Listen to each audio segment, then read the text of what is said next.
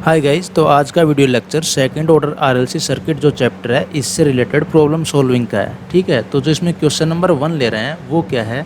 The switch in the circuit of figure below has been in position A for a long time. At T equals to 0 the switch moves instantaneously to position B. तो हमें find out करना है कि जो voltage across register है उसकी value क्या है, ए ई की power -20t minus B T E की पावर -20t वोल्ट। तो हमें ए और बी जो कांस्टेंट हैं इनकी वैल्यू फाइंड आउट करनी है। तो यहाँ पे देखिए, इसको दो तरीके से इस क्वेश्चन को सोल्व किया जा सकता है। पहले तो इसको क्या करते हैं, बाई प्रोसीजर सोल्व करते हैं। ठीक है, यानी कि जो वोल्टेज है इसकी वैल्यू फाइंड आउट करते हैं, इसका एक्सप्रेशन।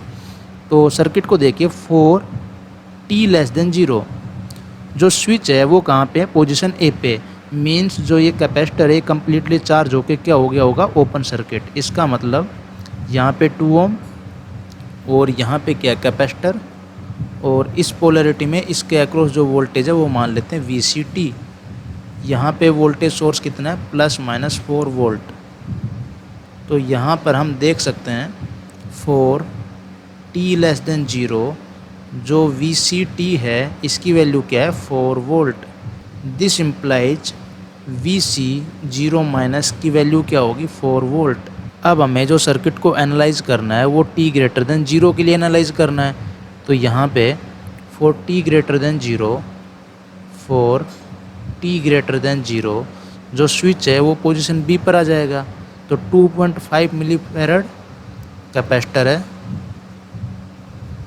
2.5 मिली फैरड, और यहाँ पे क्या है, एक इंडक्टर जिसकी वैल्यू क्या है, 1 हेनरी, और यहाँ पे रजिस्टर की वैल्यू क्या है,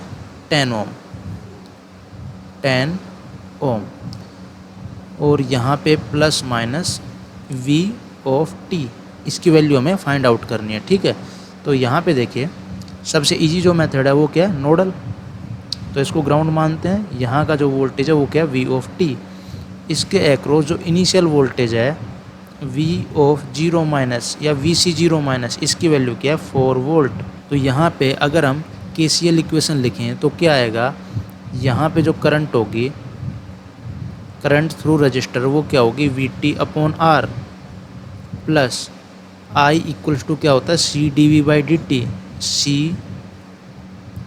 CdV/dt।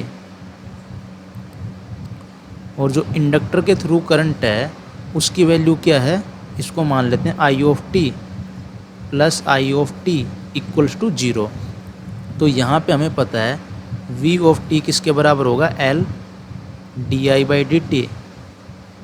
तो यहाँ से जो VT है इसकी वैल्यू यहाँ पे क्या कर सकते हैं, सब्सटीट्यूट। तो यहाँ पे क्या आएगा, अगर यहाँ पे VT की वैल्यू सब्सटीट्यूट करेंगे तो क्या आएगा, यहाँ पे आएगा 1/10 di/dt plus 2.5 into 10⁻³ d2i/dt square plus I of T equals to 0। तो यहाँ पे अब क्या कर सकते हैं, इसको मान लीजिए 1000 से मल्टीप्लाई कर रहे हैं तो क्या आएगा, यहाँ पे 100 di/dt plus 2.5 d2i/dt square plus 1000 I of T equals to 0। अब क्या करेंगे, इसको 2.5 से डिवाइड कर देते हैं तो क्या आएगा, यहाँ पे 1000/25 di/dt plus d2i/dt square plus यहाँ पे 10,000/25 IT इक्वल्स टू 0। तो यहाँ पे कितना आएगा, 40, और यहाँ पे कितना आएगा, 400। तो यहाँ से जो कैरेक्टरिस्टिक इक्वेशन है वो क्या आएगी, d² plus 40d plus 400 equals to 0। तो यहाँ पे जो कैरेक्टरिस्टिक रूट हैं वो आपको क्लियरली दिख रहे हैं, क्या आएंगे, -20, -20।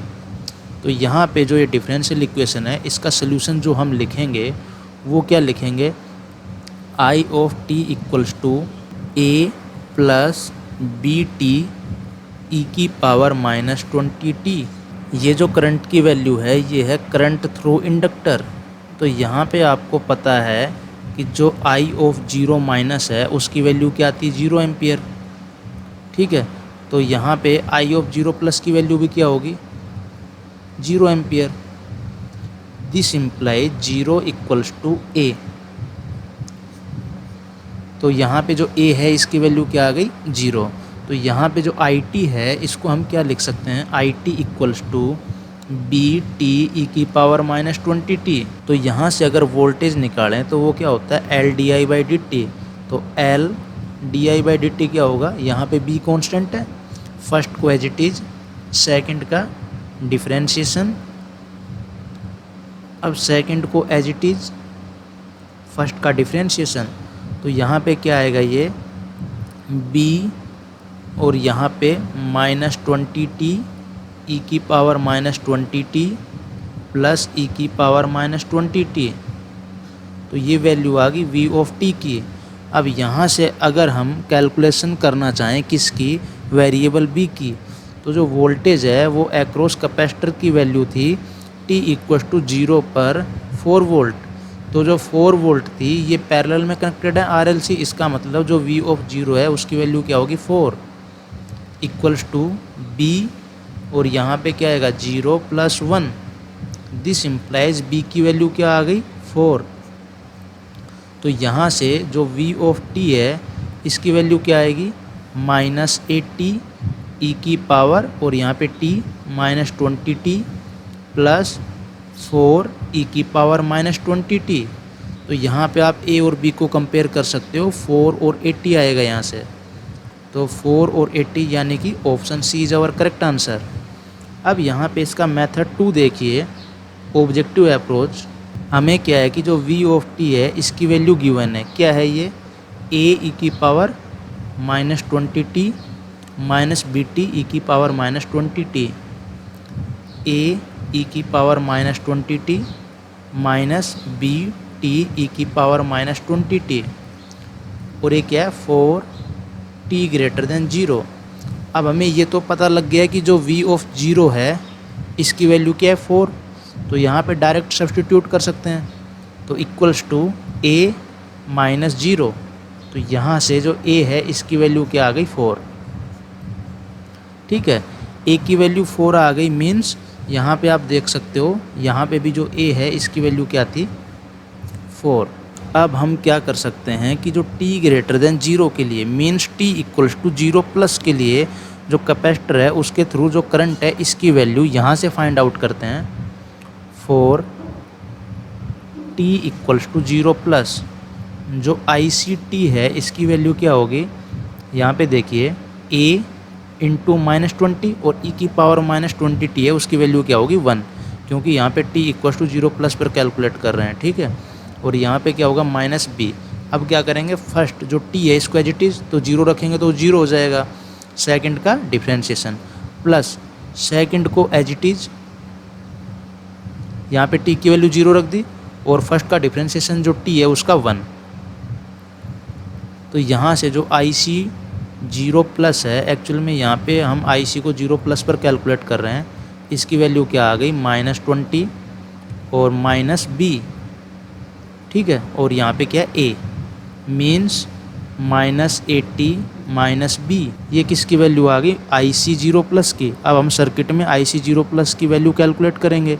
तो यहाँ पे देखिए आप जो t equals to 0 plus time है इस पर जो सर्किट है वो किस तरीके से है, यहाँ पे कैपेसिटर, यहाँ पे इंडक्टर और यहाँ पे रजिस्टर। तो t इक्वल्स टू 0 प्लस पर जो यहाँ पर वोल्टेज होगा वो क्या होगा 4 वोल्ट और यहाँ पे क्या 10 ओम और यहाँ पे जो कैपेसिटर है इसकी वैल्यू क्या है कैपेसिटेंस की, यहाँ पे I equals to C D V by D T होता है। तो यहाँ पे इसको c से मल्टीप्लाई और करेंगे, c क्या है 2.5 इंटू 10 की पावर माइनस 3। तो यहाँ पे भी क्या आएगा 2.5 इंटू 10 की पावर माइनस 3, 2.5 इंटू 10 की पावर माइनस 3। ठीक है, तो यहाँ पे कितना है 2.5 इंटू 10⁻³ फैरड, और इसके अक्रॉस जो वोल्टेज है वो क्या है 4 वोल्ट, और यहाँ पे जो इंडक्टर है वो 1 हेनरी का है। तो यहाँ पे करंट कितनी फ्लो होगी t = 0 प्लस पर 4/10। अब यहाँ पे देखिए जो इंडक्टर है इसके थ्रू यहाँ पे जो करंट है t = 0 प्लस पर कितनी होगी 0, क्योंकि t = 0 माइनस पर जो करंट थ्रू इंडक्टर है उसकी वैल्यू 0 है, तो t = 0 प्लस भी करंट थ्रू इंडक्टर की वैल्यू क्या होगी 0। तो यहाँ पे जो कैपेसिटर है इसके थ्रू करंट कितनी फ्लो होगी, जो ये करंट आएगी रजिस्टर वाली ये यहाँ से फ्लो होगी, ठीक है। लेकिन हमने जो ये कैलकुलेशन की है करंट की ये तो इस डायरेक्शन में की है, इसका मतलब ये जो वैल्यू है 2.5 इंटू 10⁻³ माइनस 80 माइनस b, इसकी वैल्यू क्या होगी -4/10। तो यहाँ से आप कैलकुलेशन कीजिए -80 माइनस b इक्वल्स टू -4/10, और यहाँ पे कितना होगा 1000/2.5, तो यहाँ पे 0, तो ये कितना हो गया 1000, और यहाँ पे हो गया 40, यानी कि -160। This implies b equals to कितना आएगा -80 + 160 यानी 80। तो जो कोफिशिएंट b है, जो कांस्टेंट b है, इसकी वैल्यू क्या आ गई 80। तो यहाँ पे जो इक्वेशन गिवन है उसकी हेल्प से भी आप इनिशियल वैल्यू जो कैपेसिटर और इंडक्टर के अक्रॉस हैं उनकी वैल्यू कैलकुलेट करके भी थोड़ा सा कॉमन सेंस यूज़ करने के बाद आप डायरेक्ट यहाँ पे आंसर फाइंड आउट कर सकते हैं। अदरवाइज़ हमें क्या करना है, जो एग्जैक्ट एक्सप्रेशन है v का उसको कैलकुलेट करना है, जैसे हमने यहाँ पे किया है। तो इसके जो दोनों मेथड हैं वो एक्सप्लेन कर दिए गए हैं। वैसे जो बेस्ट अप्रोच है वो क्या है, जो v है इसकी वैल्यू फाइंड आउट करना। Okay, thank you.